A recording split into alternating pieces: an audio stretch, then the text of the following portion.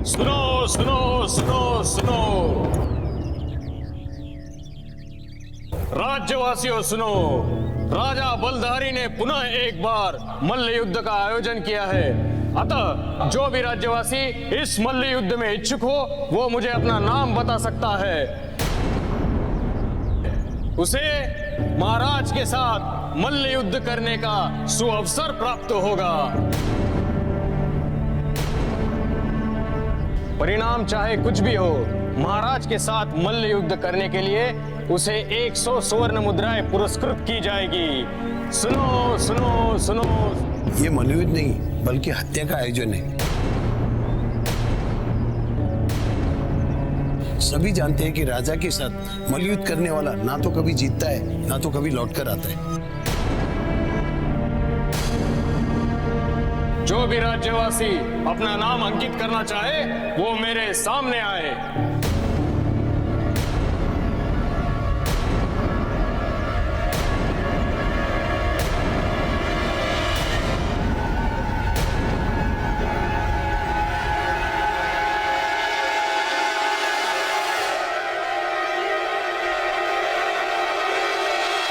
क्या यहाँ कोई भी वीर नहीं है जो महाराज के साथ मल्ल युद्ध करने का सौभाग्य प्राप्त करना चाहता हो?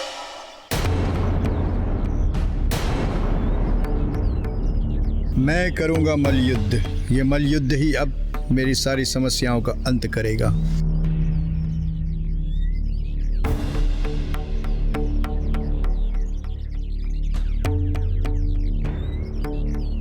बाबा, तुम मल्ल युद्ध करोगे, वो भी महाराज के साथ? क्या तुम्हें इतनी शक्ति है कि तुम महाराज का सामना भी कर सको? महाराज के साथ मल्ल युद्ध करके पराजित होना भी गौरव की बात है। क्या बात है, क्या बात है। आओ, तुम्हारा नाम बताओ।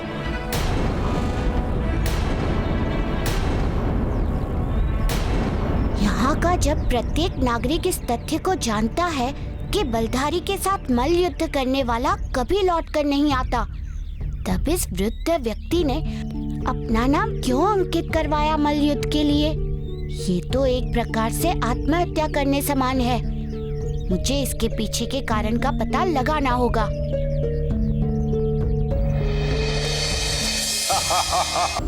तात्पर्य? 2 बंदी योद्धा बंदी गृह से भाग गए हैं। नहीं, ऐसा नहीं हो सकता।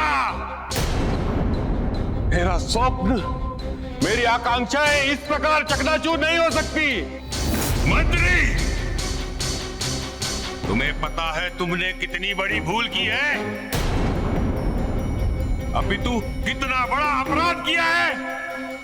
अगर वो लोग आत्महत्या कर लिए तो मेरी संग्रहित की हुई शक्तियां व्यर्थ हो जाएंगी। जाकर उन दोनों का पता करो। मुझे वो दोनों योद्धा जीवित चाहिए, जीवित। चप्पा चप्पा छान मारो, अविलंब मत करो। मुझे उन दोनों योद्धाओं की उतनी ही आवश्यकता है जितना जीने के लिए सांस की। जाओ। जो आज्ञा महाराज।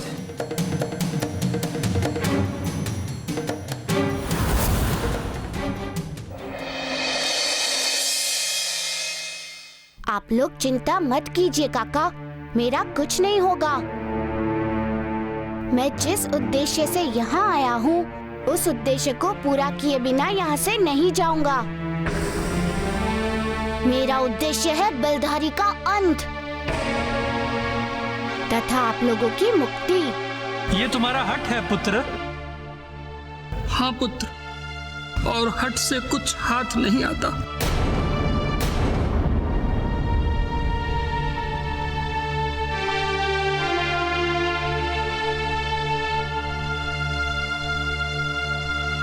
ये लो, अपने अंश का अंतिम भोजन आज ग्रहण कर लो।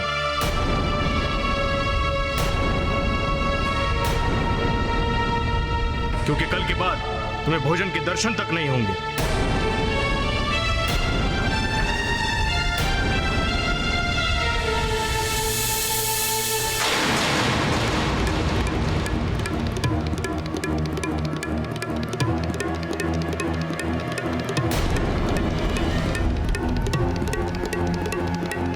मारुति, जाओ, निकल जाओ यहाँ से। तुम अति शीघ्र यहाँ से निकल जाओ।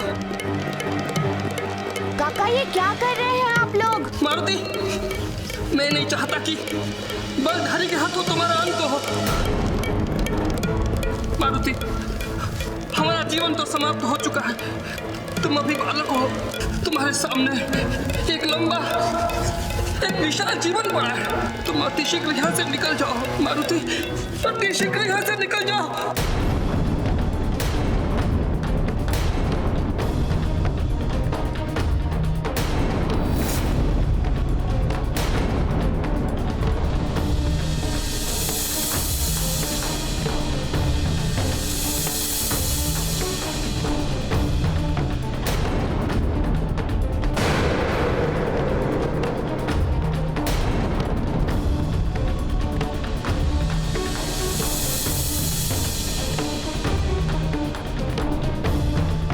बलधारी के प्रति क्रोध और घृणा तथा मेरे प्रति प्रेम का प्रतीक है ये इनका कृत्य।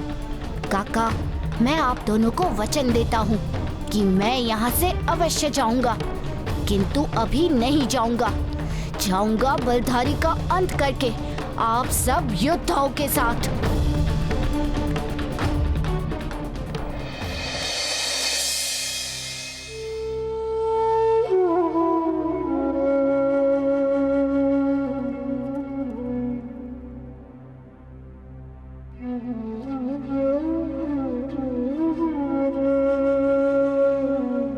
पुत्र, क्या हुआ?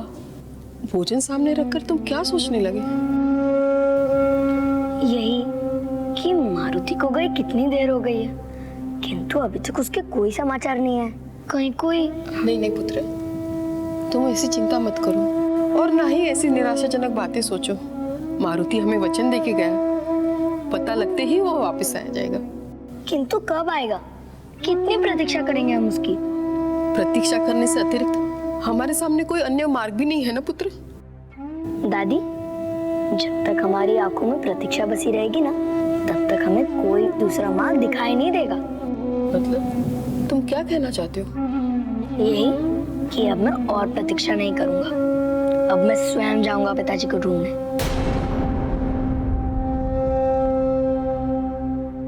ये तुम क्या कह रहे हो पुत्र? क्या तुम चाहते हो कि मैं जीते जी 100 बन जाऊं? एक सहारा तो मेरा पहले ही चला गया, और अब तू भी? नहीं दादी, आप निढाल मत होइए। मैं शीघ्र ही वापस आ जाऊंगा, और वो भी अपने पिता को साथ लेकर। जैसा वृक्ष होगा वैसे ही फल होंगे ना। मैं जानती हूँ उसने मेरी एक ना सुनी, और अब तू भी नहीं सुनेगा। नहीं दादी, ऐसी बात नहीं है। मैं हट में नहीं जा रहा हूँ। मैं तो इसलिए जा रहा हूँ ताकि आपके दुखों को समाप्त कर सकूं। मुझसे आपके अश्रु देखे नहीं जाते। और क्या आप चाहती है कि आपके दुखों से आपका पौत्र भी दुखी हो? नहीं पुत्र, कदापि नहीं। प्रत्येक दादी नानी को मूल से अधिक ब्याज प्रिय होता है पुत्र। इसलिए अब मुझे आज्ञा दीजिए और साथ में आशीर्वाद।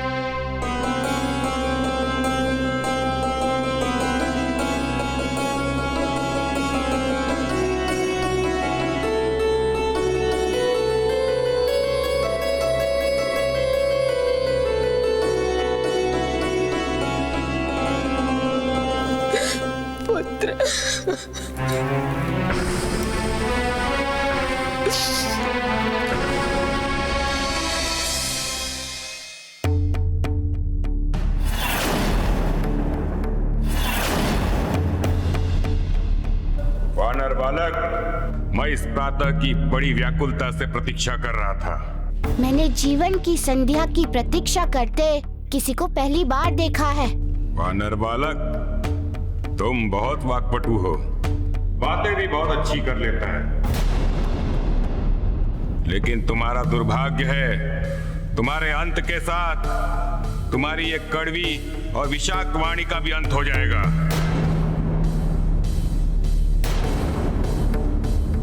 अंत सबका उपचार सहज है बलधारी, किंतु वास्तव में अंत की प्राकट्य बहुत ही कठिन है। अंत का निदान मनुष्य के कर्मों से होता है बलधारी। इसलिए तेरे मस्तिष्क में मेरी बातों का अर्थ नहीं समा पा रहा है। यदि समझ आता तो तुम्हारा जीवन बच जाता।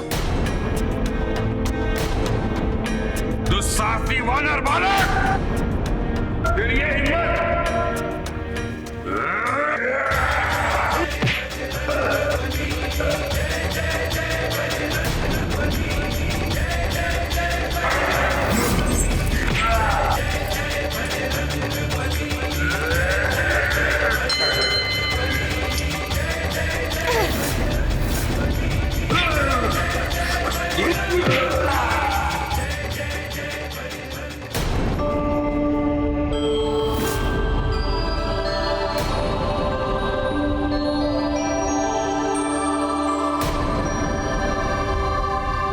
इस वानर बालक में तो अद्भुत शक्तियां हैं। मैं तो इसे कम आंक रहा था, किंतु यह तो मेरे लिए बहुत ही शुभ है। जितनी इसमें शक्ति होगी मुझे उतनी ही अधिक शक्ति प्राप्त होगी। यह वानर बालक तो मेरे लिए वरदान सिद्ध हो गया। मैं इसकी सारी शक्तियों को ग्रहण करूंगा और 108 की संख्या को पूरा करूंगा।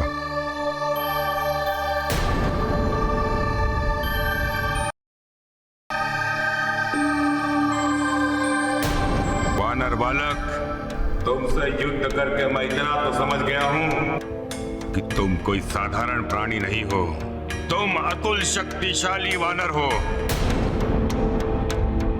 ये तो मेरे लिए अति लाभकारी होगा। मैं तुम्हारी शक्तियों को ग्रहण करूंगा, सोख लूंगा तुम्हारी शक्तियों को, सोख लूंगा। बलधारी, ये तुम्हारा स्वप्न है, स्वप्न, और स्वप्न कभी पूरा नहीं होता। सत्य की धरातल पर आ जाओ। और सत्य ये है कि तुम्हारी शक्तियां भी अब बचने वाली नहीं है। समाप्त हो जाएंगी तुम्हारी सारी शक्तियां।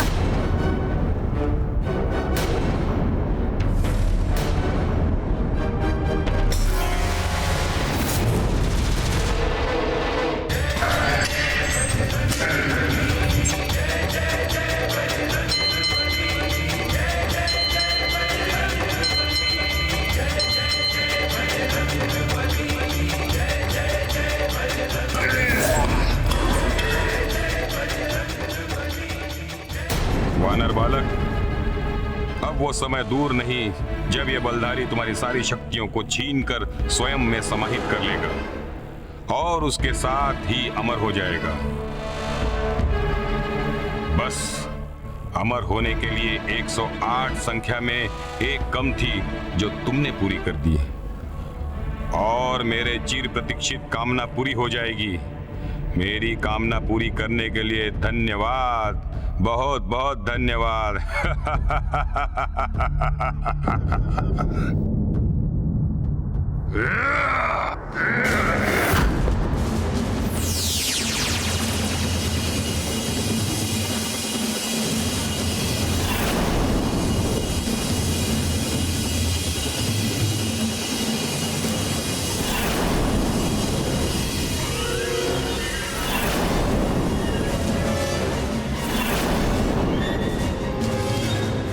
तुम्हें तुम्हारी शक्तियों का अनुभूति होगा वानर बालक। अब तुम्हें पता चलेगा कि बलधारी कौन है।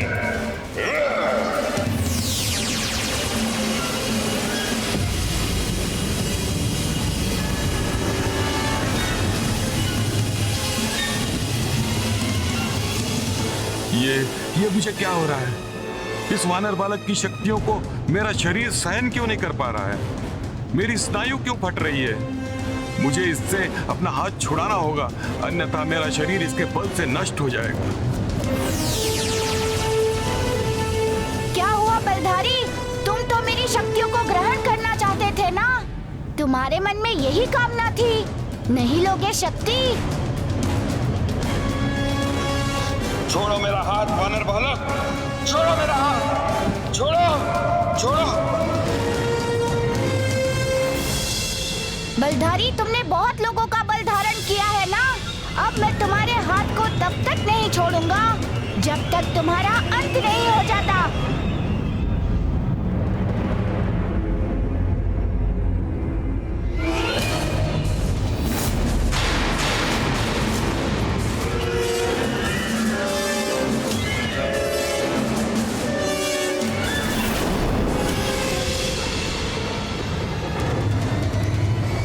नारायण नारायण, विनाश काले विपरीत बुद्धि। जब विनाश का समय आता है तो पांचों विकारों में से कोई एक विकार ठीक इसी प्रकार प्रबल हो जाता है।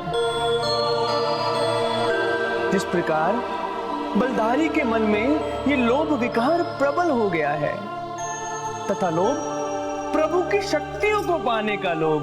नारायण नारायण, मति भ्रष्ट हो गई है वरुण देव इसकी। ये प्रभु को अन्य योद्धाओं की भांति आंक रहा है तथा अब इसका यही लोभ इसकी मृत्यु का कारण बनेगा।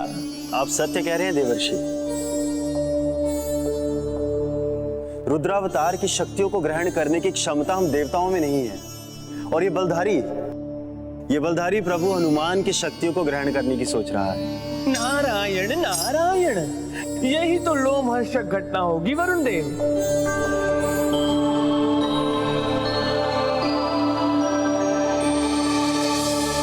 ब्रह्मदेव, मैं समझ नहीं पाया आपने क्यों मुझे बलधारी का अंत करने से रोक दिया। ताकि उसके अंत से अनर्थ ना हो प्रभु। ब्रह्मदेव, अनर्थ तो उसके जीवित रहने से हो रहा है।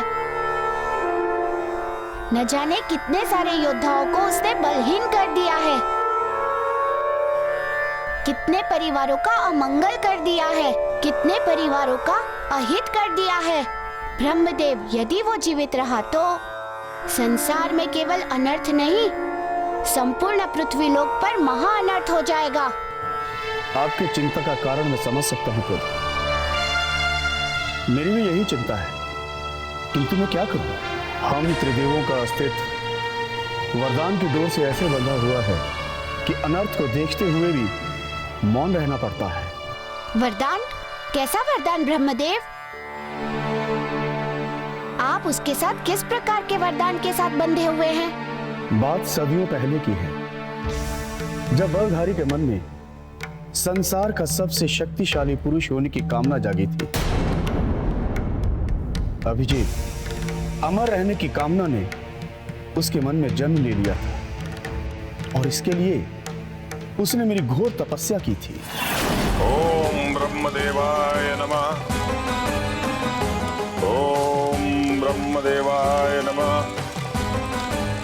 ओम ब्रह्मदेवाय नमः। ओम ब्रह्मदेवाय स्वाहा। ओम ब्रह्मदेवाय स्वाहा।